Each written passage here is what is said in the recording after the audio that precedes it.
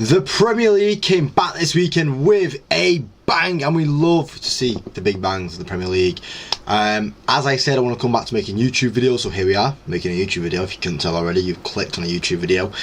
And we're talking about a review of the weekend and how it means for the next weekend. That's what I'm going to try and do going forward. That rather than doing my review and a preview of each week, I'm going to kind of mix it into one. And that kind of gives me a bit more leeway on, you know, time requirements and stuff like that. Because I said that was a big thing that kind of knocked me out of doing YouTube in the first place. Anyway, enough about me. Let's talk about the football. Arsenal started the weekend off with a 3-0 win against Coventry, and they looked very, very good for it. Saka, Odegaard and Havertz also scored the goals, while Calafiori, White and Zolis getting the assist. Zolis getting an assist was a bit of a dodgy one, but he did get the assist on fantasy football. I don't think it would count as an assist, as an actual assist, when he's trying to, you know, hunt the record down. But obviously in Coventry, it's a hard game to judge Coventry on, because it was against the Premier League champions. It's their first game back into the Premier League, and they've been put against Arsenal.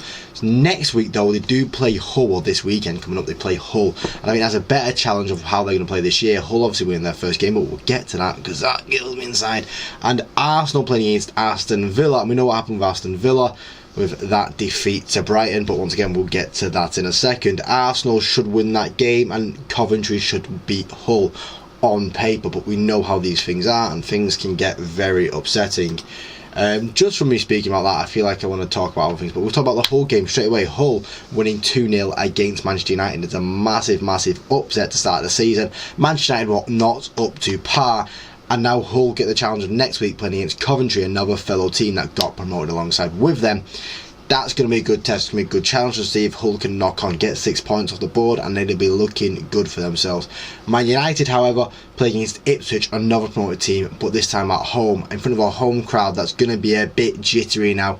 You know, we've had a lot of big signings over the summer, and now we want to see what them signings were worth.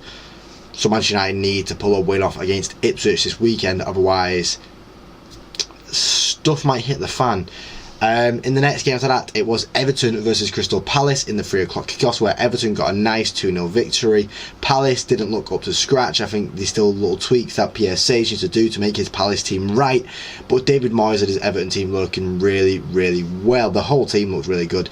There's an Everton fan that I do follow on TikTok, Fabrizio Romarco, and he said usually he's going to find something to boo in the Everton games, and there was nothing they could boo because they played superbly against Crystal Palace. Next week the Everton do have Bournemouth away, which is a different kind of challenge. Obviously Bournemouth went a lot of last season unbeaten, which is a big change, but they have also gone for a managerial change like Crystal Palace have. So can Everton take another advantage of that, or will Bournemouth still be the same strong side they were last year? I mean, I think this Bournemouth team looks impressive, but Everton could sneak a result here.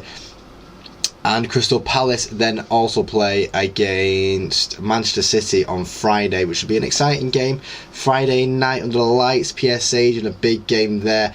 Kind of a flip over from, because Bournemouth played City, now Everton played Bournemouth, and Crystal Palace plays City. Crystal Palace at home, another home crowd. Can Crystal Palace and PSG come to some sort of agreement and get a result that is needed? Ipswich and Sunderland, another game at the 3 o'clock kickoffs, and Ipswich getting a surprise win for some. I do not think it was a surprise. I've been saying Ipswich will win that opening game. That had an Ipswich win writ all over it since it was made. Alright, since the fixture was put into existence, Ipswich were in that game 2-1, and they did win that game 2-1. They did have some impressive moments. Sunderland showed their weaknesses of like the second season jitters, of whether that's going to keep hold of Sunderland this year and give them some troubles. We'll wait and see. Obviously it's early days, and Ipswich looking nice for themselves. I still think Ipswich might get relegated, but doing a bit of a nicer way. And I said Ipswich playing against Manchester United, when Manchester United need the win more than Ipswich do, which is such a surprise this early in the season. Man United need to win that game. And Sunderland playing against Fulham at home, a game where I do expect Sunderland to win that game and turn things around and start looking for the better, whilst the negative talk is surrounding them. Nottingham Forest and Leeds then played each other, which they played each other last night as well, and it finished 2-0 last night, but finished 1-0 in the league. It was a lot closer in the league. It took an Anton Stack free kick that it was dodgy to go in, but it went in. You know, Stack got the free kick over there, and it shows, I think, that both teams are going to be defensively resilient throughout the whole year. They've got good defences, Farke had a lot of investment, and how Trafford sits behind that Leeds defence. And then Glasner, we know what he does in the Premier League, and we know how good he can be in the Premier League. Leeds with Brentford next, Brentford who are currently free scoring, so it is a nice little game there with Trafford being a blockade and Brentford just going for it, which should be an interesting game on who comes out the better in that one. And Nottingham Forest with a tougher game against Liverpool. Areola changing things over. They've got good results at Anfield over the past couple of years and against Liverpool as a whole. Can they keep that up with a result here? Potentially. Glasner doesn't mind an upset at Liverpool, but he doesn't have a Ismail Assar with him this time. He's only got Gibbs White and a Callum Hudson-Odoi, but they do like a goal at Liverpool as well anyway, so we'll wait and see how that game goes. And then the big highlight game on the Saturday was Brentford versus Spurs, and as I've just said, Brentford were free scoring. Spurs were a bit all over the place, but not too all over the place. It wasn't too bad of a performance from Spurs where you think the whole season is over, but it is reminiscent of how Spurs were last year, where they looked okay and then they just lose the game and you keep on losing games like that, then you're not going to get anywhere and you're going to finish 17th again. So Spurs do need to have a look at themselves and see what they need to fix realistically and fix it quick, while Brentford are very happy. They scored 6 goals yesterday as well, and they'll be on the moon. They'll be on the moon right now, Brentford, of how they're playing.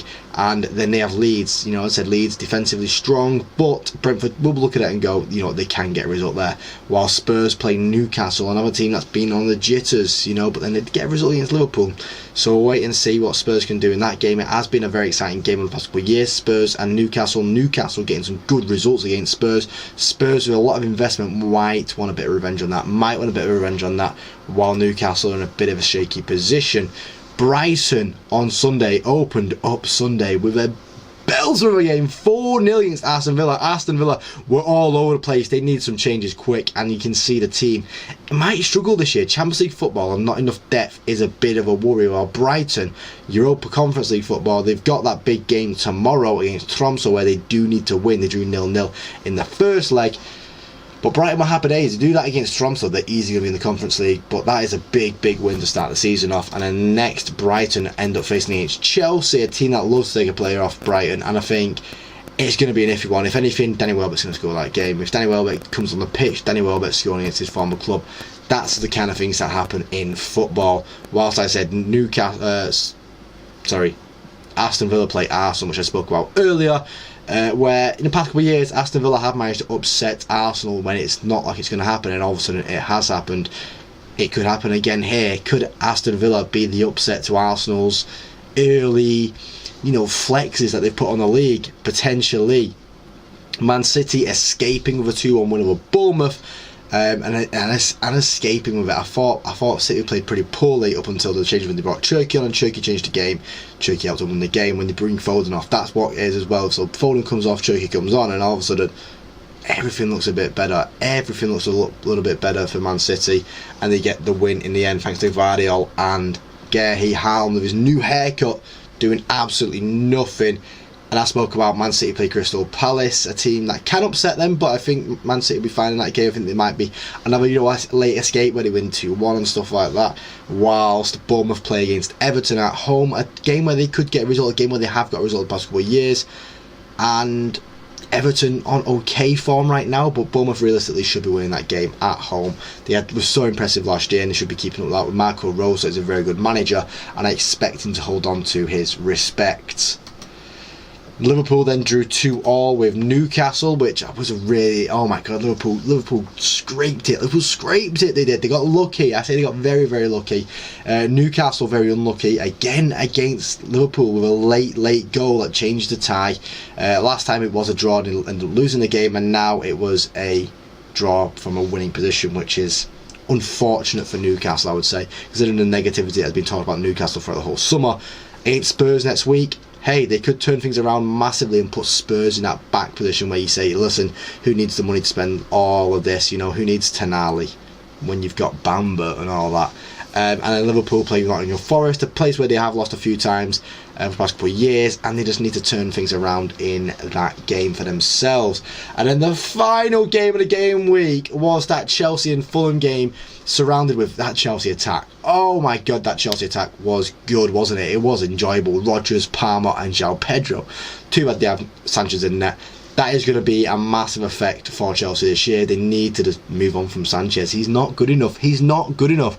Whilst they have that attack, which is just amazing, that is a brilliant attack, and they're just sat with Sanchez in that, which is great. And then, you know, Fulham got off to a good start, you know, with 2 goals. You know, they got the goals, which is important. Josh King taking a very well goal, and then Gonzalo with a very, very good goal for himself as well.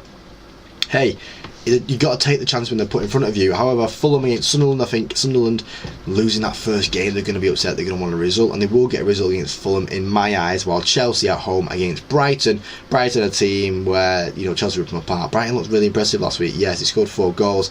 It might be a bit of a goal fest with Rob Sanchez in net, but I expect Chelsea to win the game, and that is my preview for the next week, alongside my review for this week. You know, we've gone through the results and we bounce on how we're going to go. I like that. We'll see how this does. Give us a follow.